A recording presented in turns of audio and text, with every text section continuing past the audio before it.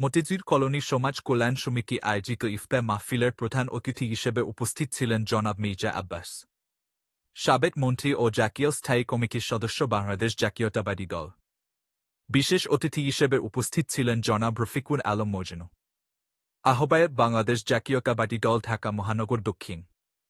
আরও উপস্থিত ছিলেন জনাব হারুয়া রশিদ হারুন, যুগ্ম আহ্বায়ক, বাংলাদেশ জাতীয়তাবাদী দল, ঢাকা মহানগর দক্ষিণ ও সাবেক কাউন্সিলর।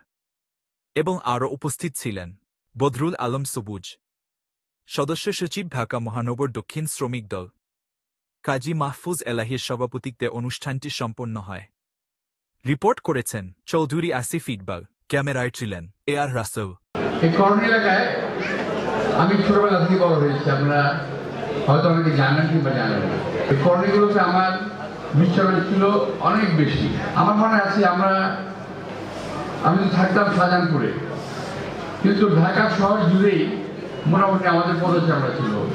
একটা সমস্যা হয়েছে বিশাল, এই 17-18 বছর, যদি 17-18 বছরের মধ্যে আওয়ামী লীগের অত্যাচার না থাকতো, তাহলে এই এলাকায় বহু প্রোগ্রামে, বিয়ে, শাদী, আনন্দ অনুষ্ঠান কিংবা যে কোনো প্রোগ্রামে আগে থেকে আসতাম, তখন আসতাম। এলাকার মসজিদে নামাজ পড়তে আসতাম, আমার পেছনে মসজিদে আছে, এই মসজিদে নামাজ পড়তে আসতাম। আমাদের মসজিদে আসে নামাজ পড়তে আসতাম, সেখানে মুরব্বীদের সঙ্গে দেখা হতো, কথাবার্তা হতো। আমি ব্যক্তিগতভাবে, পারিবারিকভাবে অতিষ্ঠ হয়ে গেছি। হ্যাঁ, আল্লাহ অশেষ রহমত যে সর্বশান্ত হয়ে যায় নাই। আমার ব্যবসা বাণিজ্য সমস্ত আওয়ামী লীগ ধ্বংস করে দিয়েছে। এইভাবে সারা বাংলাদেশে যারা বিএনপি করত, সকলের ব্যবসা বাণিজ্য আওয়ামী লীগ ধ্বংস করে দিয়েছে। তাদের অত্যাচারে আমাদের ছেলেমেয়েরা, আমাদের ছোট ভাইয়েরা, আমরা তো থাকতে পারি না, অনেক কষ্ট দিয়েছে আওয়ামী লীগ।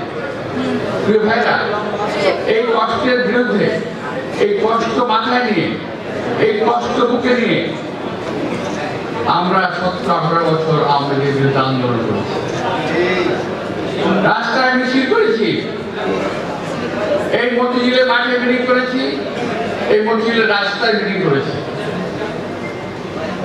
যখন মিটিং এ আসি ভয় ভয়ে আসতাম, আবার যখন যাই ভয় ভয়ে যেতাম।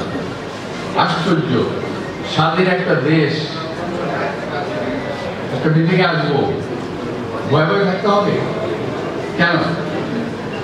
সেই ভয় থেকে আজকে আল্লাহ তাআলা আমাদেরকে রেহাই দিয়েছে। আমরা মনে করি আমাদের এই যে কলোনিবাসী যারা আছেন, আমরা সবাই মনে করি জনাব মির্জা আব্বাস উনি আমাদের অভিভাবক। তারপরে এখানকার সাবেক কমিশনার হারুন রশিদ হারুন ভাই, ওনারা আমাদের অভিভাবক। 5ই আগস্টের পর থেকে হারুন এই এলাকাটাকে অত্যন্ত প্রহরীর মতো গার্ড দিয়ে চলতেছে। আমরা যখন যেখানে যে সমস্যা ফেস করতেছি, হারুন সহযোগিতা করে সাথে সাথে রেসপন্স করতেছে। আব্বাস ভাই রেসপন্স করতেছে। আব্বাস ভাই পূর্বেও ওই কলোনির জন্য অনেক কিছু করছে। স্বাধীনতার পর থেকে তখনকার যারা মুরব্বীরা ছিলেন, সেই মুরব্বীগুলা একটা দাবি, আমরা তখন ছোট, আমি কলোনিতেই জন্ম, ছোট, আমরা দেখতাম যে একটা দাবি খুব জোরালোভাবে ছিল যে কলোনিতে একটা এক্সটেনশন রুম। এটা কিন্তু আব্বাস ভাই পূর্তমন্ত্রী থাকা সময় উনি আমাদের এই এক্সটেনশন রুম করে দিয়েছে। তারপরে মসজিদের ব্যাপারে, মসজিদের খেদমতে ছিলাম, বড় মসজিদের ব্যাপারে আব্বাস ভাইয়ের কাছে গেছি, আব্বাস সাথে সাথে ব্যবস্থা করছে।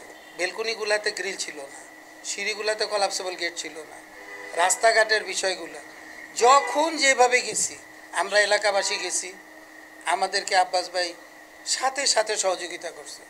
যে আব্বাস ভাই এই এলাকার মানুষকে সাংঘাতিক ভালোবাসে, আর আমরা যারা আছি আমরা ওনাকে অভিভাবক হিসাবে মানি।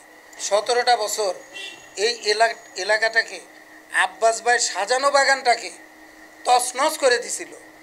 এইটাকে রিকভারি করতে চাচ্ছি, আমরা আবার পুনরুদ্ধার করতে চাচ্ছি। আমাদের এখানে যে অবস্থানগুলো আছে বিভিন্নভাবে আমরা আশা করতেছি আমাদের অভিভাবক আব্বাস ভাই হারুনের মাধ্যমে আমাদের এই যত রকম সমস্যাগুলো আছে আবার আমরা পুনরুদ্ধার করে আপনারা তো দেখছেন যে গার্ডিয়ানদের এলাকাবাসীর অভিভাবকদের কি উপস্থিতি, তার মানে কি এটাই প্রমাণ করে যে আব্বাস ভাইকে এই এলাকার মানুষ কতটা পছন্দ করে। আব্বাস ভাইকে আমরা তো জায়গা দিতে পারি নাই, আমরা বড় করে করতে পারি নাই, যেহেতু ইফতার প্রোগ্রাম এখানে টাইম লিমিটেশন আছে, ইফতারি দিতে হয়, এই টাইম লিমিটেশন আরও বড় করে যদি আপনার ঈদগাহ মাঠটা করতে পারতাম বা কিছু, তাইলে দেখতেন মানুষজনের ঢল কাকে বলে। কারণ সকলেই আসলে আব্বাস ভাইকে পছন্দ করে। এইটা হলো গর্বের বিষয় যে আব্বাস ভাইয়ের মতো একটা লোক আমরা পাইছি।